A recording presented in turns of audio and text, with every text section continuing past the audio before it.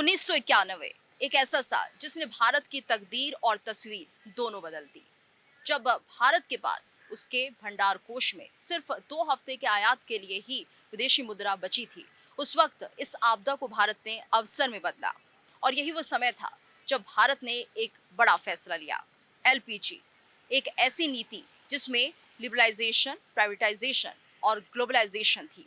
और यही वो समय था जब भारत की बंद अर्थव्यवस्था के दरवाजे दुनिया के लिए खोले गए।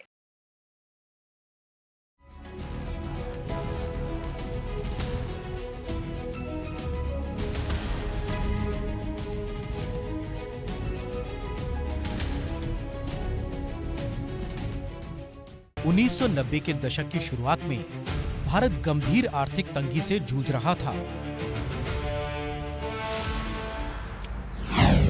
तब देश के प्रधानमंत्री पीवी नरसिम्हा राव और वित्त मंत्री डॉक्टर मनमोहन सिंह की जोड़ी ने 1991 के ऐतिहासिक आर्थिक सुधारों की नींव रखी। लाइसेंस राज का अंत हुआ और बहुराष्ट्रीय कंपनियों के लिए भारत के दरवाजे खुल गए। आज से 35 साल पहले 1991 में देश जो है वो आर्थिक प्रगति की जो गाड़ी थी वो डिरेल हो गई थी, यानी विदेशी मुद्रा भंडार कम हो गया था, महंगाई चरम पर थी।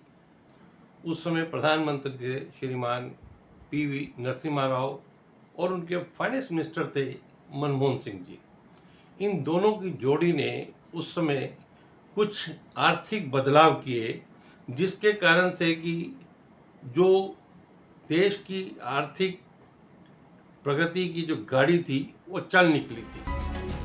निजी क्षेत्र में नौकरियों की बाढ़ आई और देखते ही देखते भारतीय मध्यम वर्ग की क्रय शक्ति बदल गई। रंगीन टीवी, कारें और विदेशी ब्रांड्स अब भारतीय ड्राइंग रूम का हिस्सा बनने लगे। अर्थव्यवस्था खुली तो भारतीय मेधा को नई उड़ान मिली।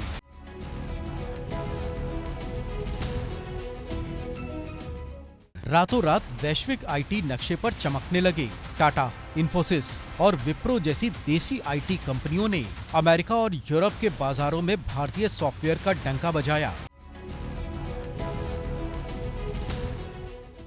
इसी दशक में 31 जुलाई 1995 को भारत में पहली मोबाइल कॉल की घंटी बजी। टेलीकॉम क्रांति ने देश में दूरी और संचार के मायनों को हमेशा के लिए बदल दिया। आर्थिक और तकनीकी मजबूती के साथ भारत ने अपनी सामरिक ताकत का लोहा भी मनवाया। मई 1998 में प्रधानमंत्री अटल बिहारी वाजपेयी के नेतृत्व में पोखरण में ऑपरेशन शक्ति के तहत 5 सफल परमाणु परीक्षण किए गए। दुनिया के कड़े आर्थिक प्रतिबंधों को दरकिनार कर भारत ने खुद को आधिकारिक परमाणु शक्ति घोषित कर दिया। अभी भारत इसी तकनीकी सफलता का जश्न मना ही रहा था कि 1999 में पाकिस्तान ने कारगिल की बर्फीली चोटी पर दुस्साहस किया। भारतीय सेना ने ऑपरेशन विजय के जरिए दुश्मन को खदेड़कर हर चोटी पर तिरंगा फहराया और सीमाओं की अटूट सुरक्षा कर दुनिया को कड़ा संदेश दिया। 35 साल के बाद अगर हम पीछे मुड़ कर देखते हैं तो निश्चित रूप से वो एक जो समय था और ये प्रधानमंत्री नरसिम्हा राव और वित्त मंत्री मनमोहन सिंह की जोड़ी ने ये शुरुआत की। हालांकि एलपीजी का विरोध भी हुआ, लेकिन कुल मिलाकर आज अगर देश जिस स्थान पर खड़ा है उसकी शुरुआत वहां से होती हुई दिखाई देती है। संकट से समृद्धि और तकनीकी बिखराव से परमाणु महाशक्ति बनने का ये सफर बेमिसाल था।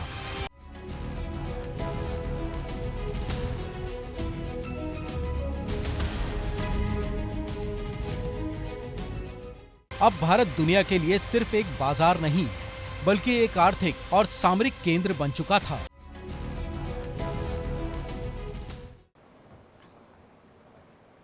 तो देश आज मना रहा है 80वां स्वतंत्रता दिवस और दिल्ली के लाल किले से प्रधानमंत्री मोदी ने राष्ट्रीय समारोह की अगुवाई की।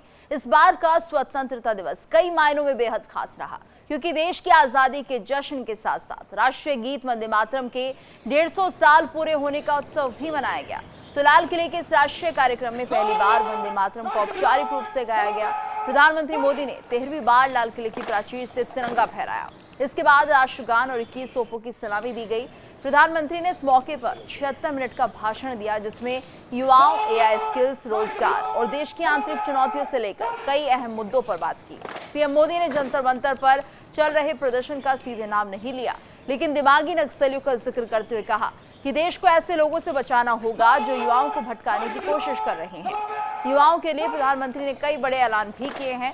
सरकार अगले 1 साल में 1 करोड़ युवाओं को एआई स्किल्स की ट्रेनिंग देगी। तो वहीं गरीब और मिडिल क्लास परिवारों के युवाओं के लिए कई प्रतियोगी परीक्षाओं की ऑनलाइन कोचिंग की व्यवस्था भी की जाएगी, जो कि फ्री होगी।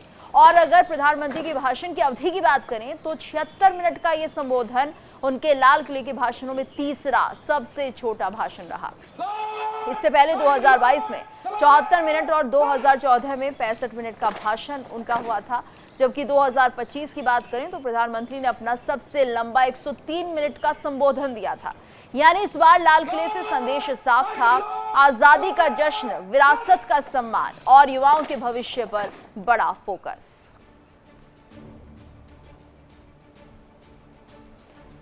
तो तस्वीरें देखिए और जश्न आजादी का ये उत्सव पूरे धूमधाम से मनाया गया। तस्वीरें आपको दिखा रहे हैं जहां पर सभी प्रदेशों के सीएम किस तरह से ध्वजारोहण कर रहे हैं, वो आप देख सकते हैं। तो पहली तस्वीर सीएम योगी आदित्यनाथ की और ध्वजारोहण करते हुए ये तस्वीर। वहीं दूसरी तस्वीर आप देख रहे हैं मध्य प्रदेश के सीएम मोहन यादव भी ध्वजारोहण करते हुए। सीएम हरियाणा के नायब सिंह सैनी जो इस मौके पर ध्वजारोहण कर रहे हैं। तो छत्तीसगढ़ के सीएम विष्णुदेव साय भी इस कार्यक्रम को और ख़ास बनाते हुए ध्वजारोहण के साथ, और वहीं राजस्थान के सीएम ब्रजराज शर्मा किस तरह से ध्वजारोहण करते हुए। और ये पल गौरवान्वित करने वाला पल होता है किसी भी नागरिक के लिए। और गुजरात के सीएम भूपेंद्र पटेल, वहीं हिमंत बिस्वा शर्मा, प्रमोद सावंत भी पूरे सम्मान के साथ ध्वजारोहण करते हुए दिखाई दिए। और यहाँ पर रुकेंगे एक छोटे से ब्रेक के लिए, जल्द हाजिर होंगे, बने रहिए हमारे साथ। और बड़ी खबर आपको बता दें, कांग्रेस मुख्यालय में ध्वजारोहण के दौरान विवाद हो गया। सोनिया गांधी ने पूरे वंदे मातरम पर ऐतराज जताया। पूरे वंदे मातरम पर विवाद की तस्वीर कैमरे में कैद हो गई है। तो देखिए, पूरे वंदे मातरम गाने के लिए जिस तरह से नियम भी बना दिया गया है, कानून भी बन गया है, और ऐसे में यहाँ पर देखिए ऐतराज जताते हुए सोनिया गांधी, कांग्रेस मुख्यालय है ये, और ध्वजारोहण के दौरान ये विवाद देखने को मिला। यानी कि पूरे वंदे मातरम गीत पर उन्होंने ऐतराज जताया है और ये तस्वीर कैमरे में कैद हो गई है। ये देखिए, एक बार फिर से तस्वीरें देखिए। यहाँ पर ध्वजारोहण किया जा रहा था और उसी दौरान जब वंदे मातरम यहाँ पर बजाया गया तो उस दौरान विरोध जताया जा रहा है, ऐतराज किया जा रहा है। सोनिया गांधी ने पूरे वंदे मातरम पर ऐतराज जताया है और इस पूरे वंदे मातरम पर जो विवाद हुआ उसकी तस्वीर कैमरे में कैद हो गई है। कांग्रेस मुख्यालय की तस्वीरें हैं।